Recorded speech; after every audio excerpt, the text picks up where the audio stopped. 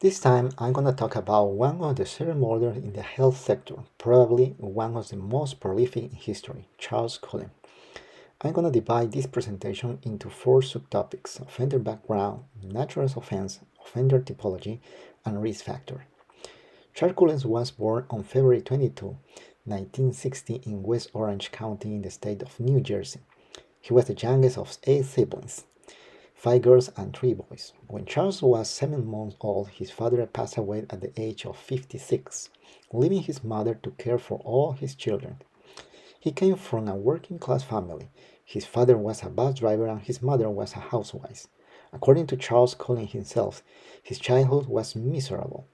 It's not known if economic factor or interpersonal relationship influenced what he described as miserable. But it's known that at the age of 9 he had his first suicide attempt. The reasons are unknown. Another important fact is that he was constantly bullied by his sister's girlfriends and his classmates. While attending high school at the age of 17, he received news that dramatically impacted him, and it's the death of his mother due to a traffic accident. This news totally devastated him, and because of it, Charles Cullen dropped out of high school and enlisted in the Navy at the age of 18. He receives training and becomes a ballistic missiles technician and is given his first assignment on the USS Woodrow Wilson submarine. But he suffers derogatory treatment and is ridiculed by his co-workers who even give him the nickname Fish Belly. After a routine missile inspection, Charles Cullen received a disciplinary action when an officer sees he's wearing a surgical mask and gloves. For this reason, he is reassigned to the USS Canopus, and after that, he again tries to commit suicide. In 1984, the Navy issued a discharge. It was for medical or psychological reason. After that, Charles Cullen, at the age of 24, entered the School of Nursing at Mount Sinai Hospital in New Jersey, graduating at the age of 27 in May 1987. The same year, Charles Cullen married with Adrienne. At the same month, he began working in the burn unit of the San Barnabas Medical Center in Livingston, New Jersey.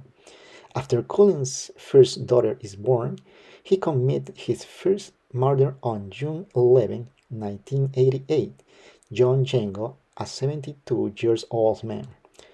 Although his marriage did not last long, his wife files for divorces for domestic violence, animal abuse, and for being a heavy drinker of alcohol. Cullen is fired from San Barnabas in January 1992 and hired the following month at Warren Hospital in Phillipsburg, New Jersey, in the coronary care unit. Around this time, Cullen received a divorce paper and he has another suicide attempt, being admitted to the behavioral health unit. He is discharged after 4 months. He commits his second murder.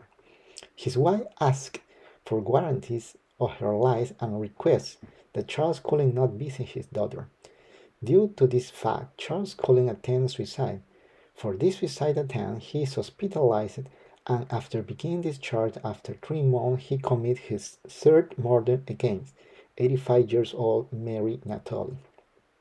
Charles Cullen suffered from depression, had many suicide attempts before and during his criminal activity. He was hospitalized on several occasions for his suicide attempts in mental behavior centers. Charles Cullen has several workplaces. He started in the burn unit of San Barnabas Medical Center in Livingston, New Jersey, approximately 5 years, and works in 9 more hospitals, being the last Somerset Medical Center in Somerset, New Jersey, from August 2002 to October 2003. Charles Cullen committed his first murder on June 11, 1988, after his first daughter was born.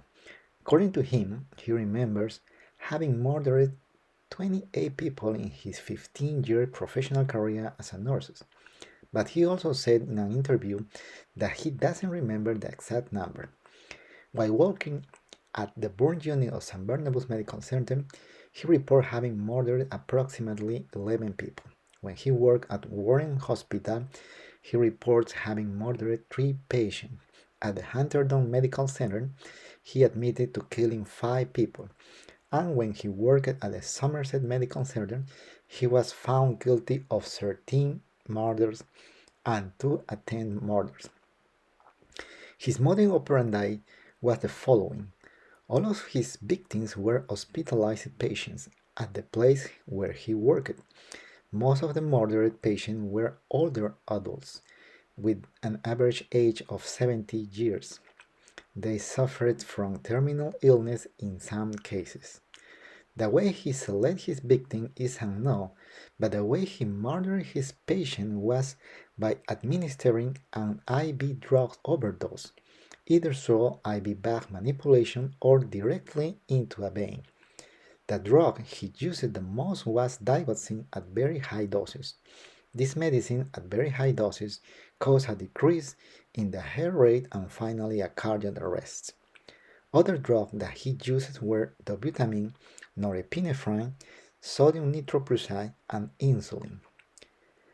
All these drugs produce a death within minutes of administration at high doses. At the beginning of June 2003, Somerset Hospital began to realize that Charles Cullen was accessing the register of patients who has not been assigned to him. In addition, a witness saw him enter a patient room that has not been assigned on his shift. Therefore, suspicion began to be raised about Cullen in relation to the death that occurred at Somerset Hospital. A co-worker of his, Amy Lauren, noticed that Charles Cullen was running a new computerized medication ordering system very well, but she noticed something strange. Charles Cullen would order just one Tylenol tablet and then immediately cancel the order. That didn't make sense to his co-worker, but also on one shift, his co-worker uses the machine to order acetaminophen, and because Amy and Charles Cullen shared the same plastic tray where they placed the medication, she sees several acetaminophen tablets, but behind them was the digoxin. Therefore, she saw Cullen had ordered one but used another. In July 2003, the executive director of New Jersey Poison Information and Education System issued an alert to Somerset Medical Center indicating that it has 4 suspected overdose cases on file that could probably allude to Somerset Hospital employees being killing patients. Coincidentally, Charles Cullen administered an overdose of digoxin to a patient but did not cause his death at the time. This incident sparked an investigation that also included Charles Cullen's work history, where they found a suspicious relationship to other patients' deaths in his work past.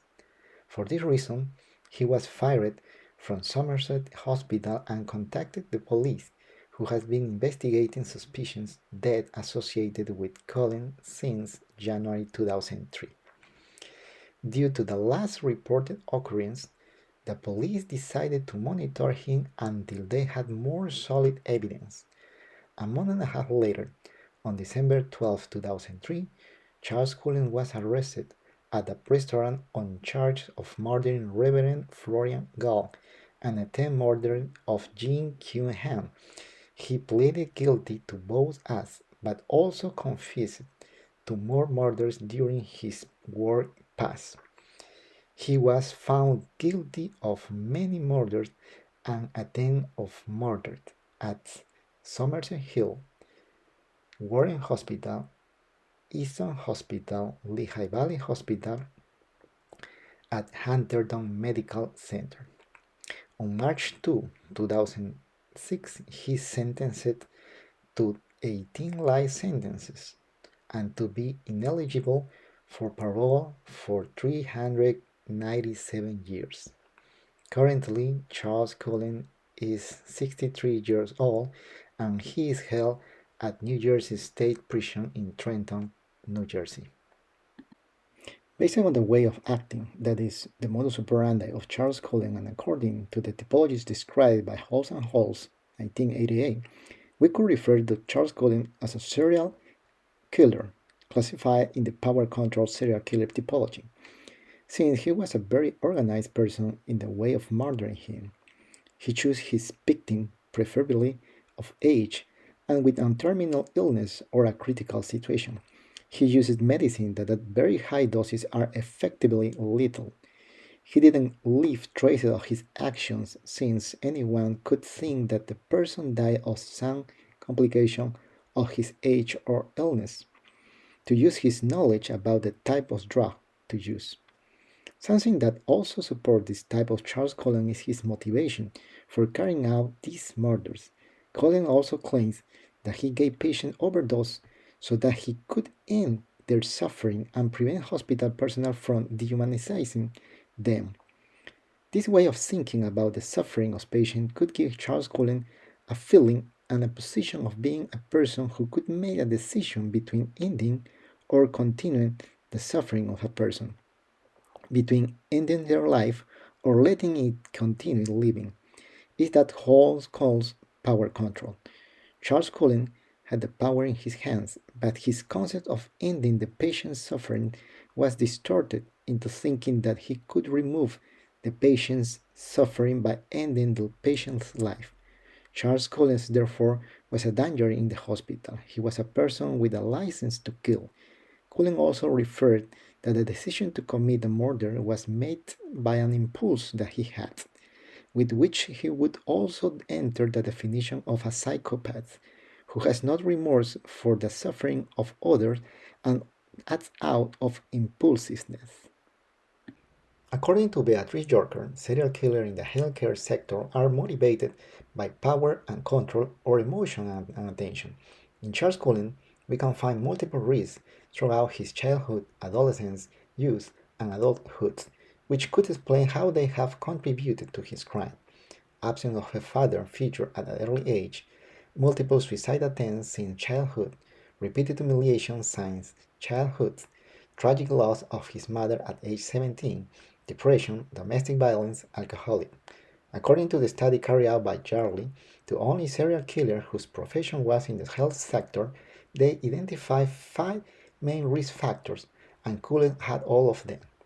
First, higher incidence of death on their shift. Most of deaths that occurred were in Cullen's shift and or hospital where he worked. Second, a history of mental instability or depression. Since Cullen was little, he had a history of mental instability, since at the age of 9 he was the first of 20 suicide attempts. This repetitive suicidal tendency suggests a strong mental instability in the person of Charles Cullen. Another important fact that Cullen referred to the police is that he suffered from depression and took antidepressant medication, which could perhaps explain the suicide attempts. Third, making colleagues anxious and suspicious. His co-workers were suspicious of Charles Cullen's strange attitudes, such as taking care of patients not designated to him, asking for some medicine and using other medicine. Fourth, being in possession of drugs at home or in their locker. Her co-worker, Amy Logren, found restricted medication like digoxin in her locker that he shared with Cullen. This fact further increased the suspicion of her partner and the hospital in relation to high number or unexplained deaths. Fifth, appearing to have a personality disorder. His ex-wife described him as borderline, but all his behavior since he was young, his suicide attempt, would make us think that we are probably dealing with a person with some trait of personality disorder. Jarley's study also reports that once these health professionals start their murders, they don't stop until they are caught. One phrase that Cullen told the police was, "I couldn't stop myself. I just couldn't stop." A phrase that supports what this study indicates. That is to say, there was something inside him that not even he himself can explain, that impulsiveness that suggests a personality disorder that could be a borderline. Cullen had all of these 5 risk factors for being a serial killer and is a serial killer.